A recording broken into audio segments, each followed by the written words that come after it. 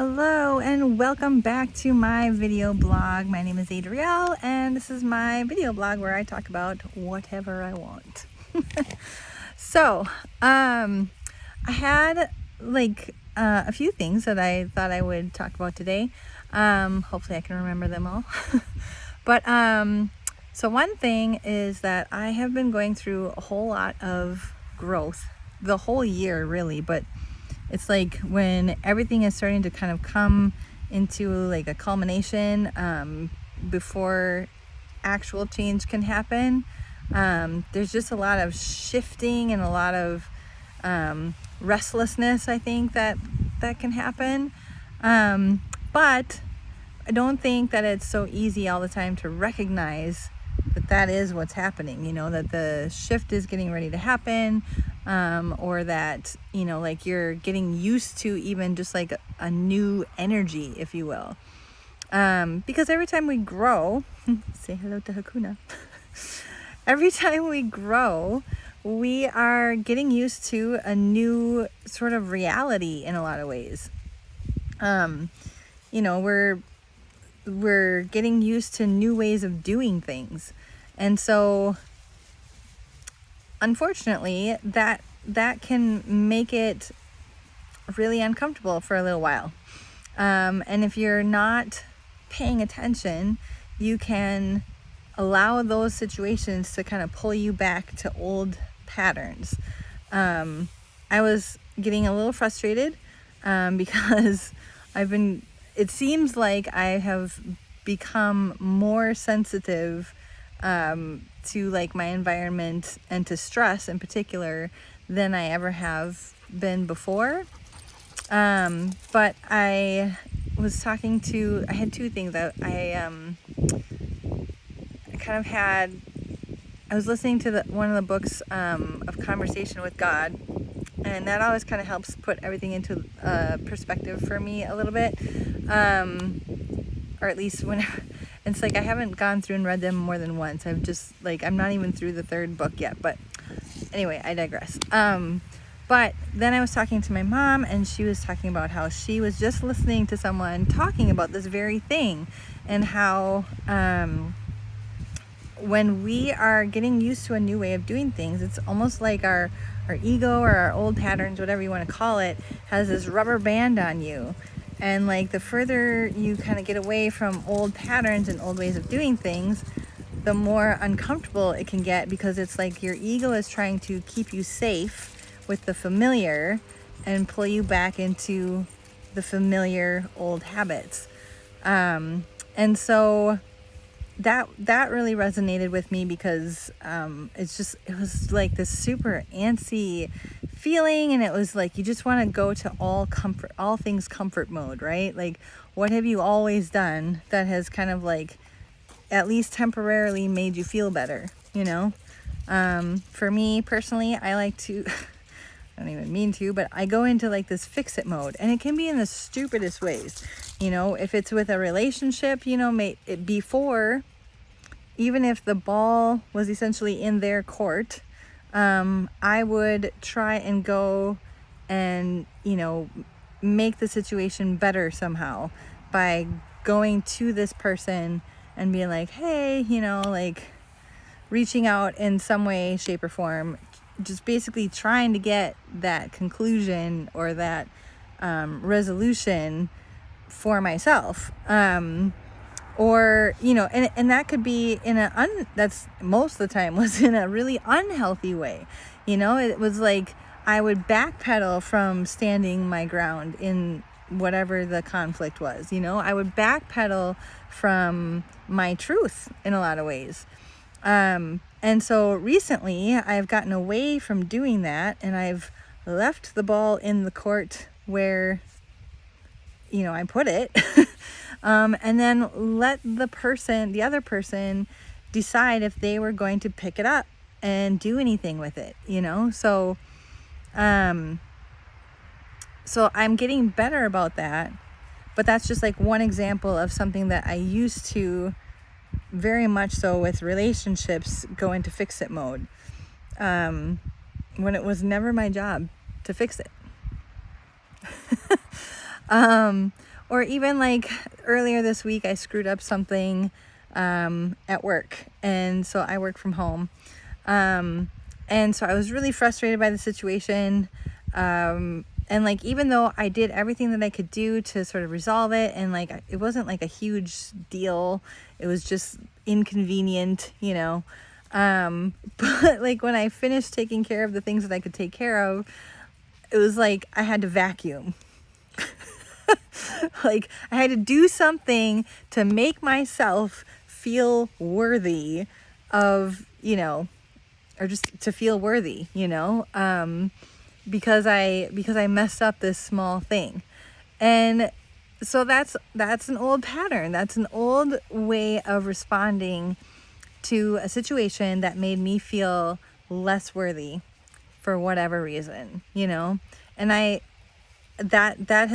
I've really noticed recently, but that is sort of the tendency that I try to do. Is I will, if I like, even if like, say my husband doesn't seem to be talking to me as much as usual throughout the week, you know, if I don't have like a clear answer on why he's not super chatty, or, you know, like, I can tell he's stressed or he's dealing with something, but, you know, we're not the kind of couple that's like trying to get down each other's throat all the time about what's happening and like demanding a answer for every little thing. If you do, fine, whatever. That's just not how we function. But if I don't like either just let it go or go up to him and just directly ask him, like, are you mad at me?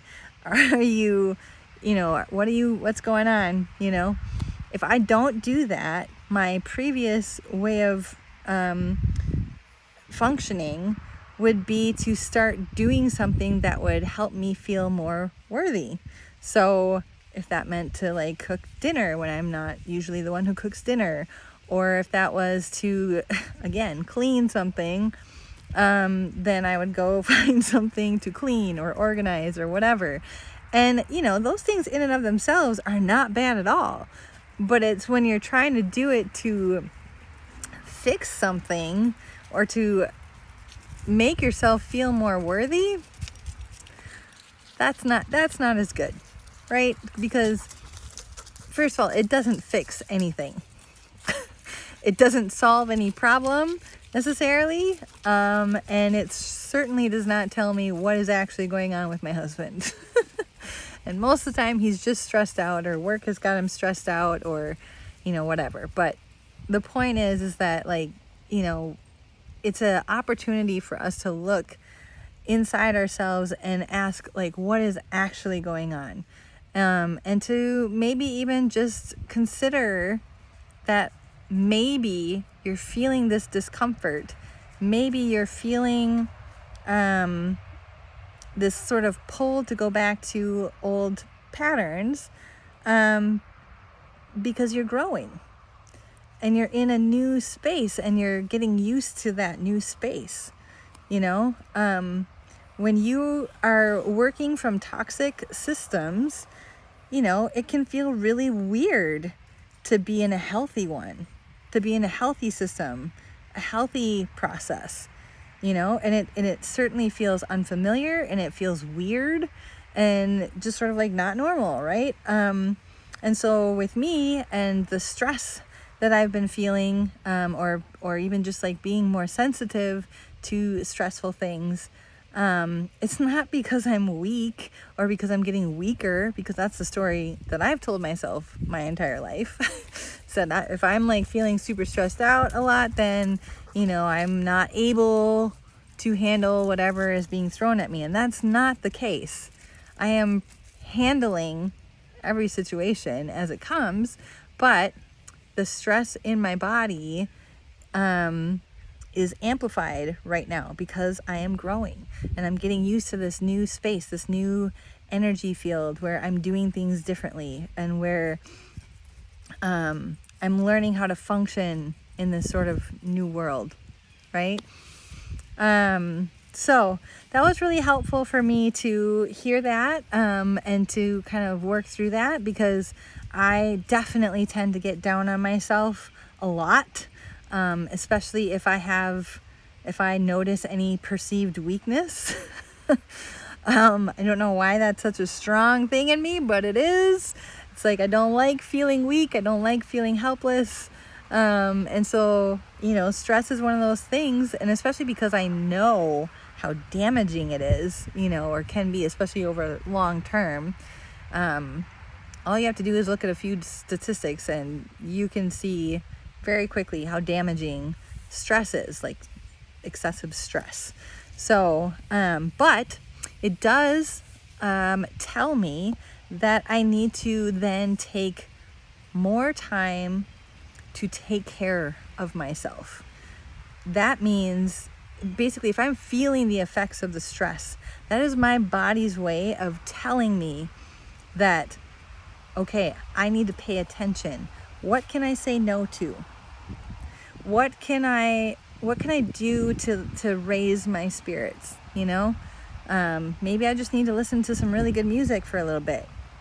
Maybe I need to just start dancing in the living room. That always brings my spirits up almost immediately. Moving your body. Maybe I need to go for a walk out in the nature. Maybe I just need to sit in the sunshine and soak it up, especially in Minnesota while you can. There's lots of different ways that you can quickly and easily reduce stress. And so when you feel it excessively, or when you feel it start to affect your body in negative ways, or even before, which would be even better, then you can do things like that to quickly reduce that stress and bring yourself back to a Zen sort of state, right? And that's not to say that we got rid of the problem. That's not to say that the problem immediately goes away. But if you can get present, which is what all those things I just listed helps you to do, if you can get present, then you can look at everything with a different perspective. Presence has been an unbelievable game changer for me, just recognizing when I need to get present, So what does that mean? Get present. That means just sitting still for a moment, feeling the wind, feeling the warmth of the sun on my skin, smelling the fall air, noticing how my body is feeling, just taking a time to notice all of your surroundings, all of your senses. And then it's like in that moment, no matter what it is you're dealing with, you have everything you need. And so basically that's a way to practice the vibration, if you will, of better outcomes, right? Because again, when you're in that present moment, you don't have, there's nothing in the present moment that has to be done, right? I mean, the only time that would be that there would be an exception to that rule really is if you're being chased by a bear or something. Because obviously then you have to act immediately.